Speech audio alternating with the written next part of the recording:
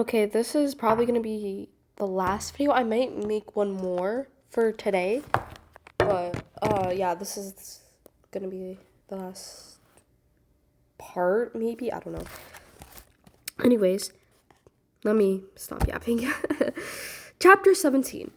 I worried and worried during rest hour after lunch because swim lessons were next. I'd have to go to the baby class and then make my way floating to floating trampoline wearing a diaper. I lay on my bed worrying.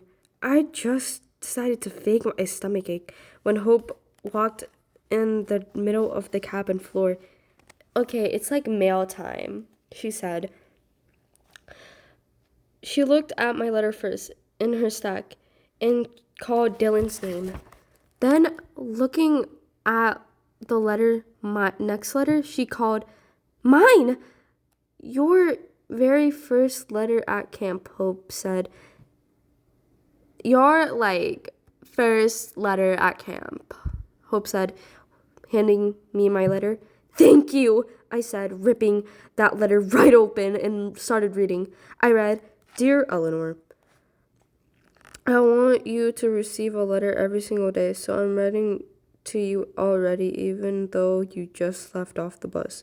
The apartment feels so empty without you. I put on the radio hoping it would just fill the space a little, but it didn't work. By the time you get this, I hope you have spent at least a day and I hope you're happy. Some of my very best memories from childhood was at Wallenbach. It might be a little hard for you at the beginning, being away from home for the first time, but I know how strong you are and capable you are. I'm certain that in the end, you'll have wonderful memories too. I'm pleased about our new family tradition. Your dad will write soon. He's at the grocery store now. Because we're out of coffee, and you know how much he loves coffee. Hope but not nearly as much as we both love you. Please don't forget to write us. We can't wait to hear from you. All my love, which is a tremendous amount of love. Mom. I read this letter twice, then set it on my bed. I didn't have a fake stomach ache anymore. My stomach really did hurt because I'd ruined our new family tradition by hating camp. I wasn't strong and capable either. I'd already sent the Esmeralda letter. That water was still freezing, but I warmed up because our teacher made us swim forever. 10 laps and a backstroke, then 10 of freestyle. This is easy, I'm sorry. This is low-key kind of easy. But I hate backstroke with all my heart. She must have liked my backstroke fine because she never said anything about it. But after one lap of freestyle, she tapped me on my head. I held onto the dock, kicking my feet, and looked up at her. Watch, she said. She showed me how to breathe 2 or 3 times and then set me off. Show me your strong kicker, she said after the 3rd lap. I tried hard for rest of laps, kicking and breathing better, she said. When I was done, much better. I'd never swum 20 laps before in my whole life. I figured out lesson must be done, but when the last of the guppies returned to the dock, our teacher said, I want everybody to tread water now. Tread water now. Or until you can't tread anymore.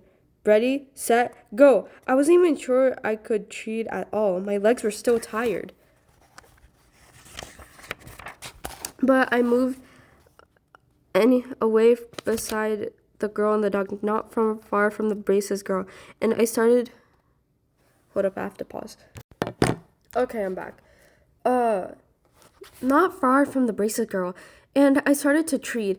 After about a minute, I was facing away from the dock, struggling to keep my head above water. When I heard my name, I kicked around. Joplin was standing on the dock, dripping wet. She waved at me. I did not wave back. I knew if I did, I'd sink to the bottom of the lake and never rise again. You're moving your legs too much, she shouted. Slow down! Shut up! I wanted to yell. I wanted to shout back at her, but I could barely breathe. Move less! Joplin shouted again. Pedal a bike slowly. Actually, I realized moving less sounded good, so I stopped kicking fast and started pretending to pedal on a bike slowly. It was much easier. Much easier. Joplin kept shouting directions at me, and when our teacher blew the whistle after 5 minutes, I was still treating. Chapter 19. I didn't want to go on the floating trampoline. I'm tired, I said. I was tired. Swimming lessons had just ended. Sorry, Hope said. It's a cabin activity. Go get your life jacket. So I had to go all by myself to get a swim shack. To get to the swim shack next to the dock. It stank of mildew in that shack. The floor was covered in paddles and robes, and life jackets hung crookedly on the rods. They came in all different sizes. I had to guess at mine. The first one was filthy, so I put it back. The second one was filthy, too, and it had a broken clasp. These things are ancient, I thought. Then I realized something. My mom might have stood in this very spot and flipped through those very life jackets when she was a camper. In a funny way, in that moment, I felt her beside me, which made me happier. But only for a second, because Joplin stuck her head out through the shack. Ready? She said. Everybody's wetting.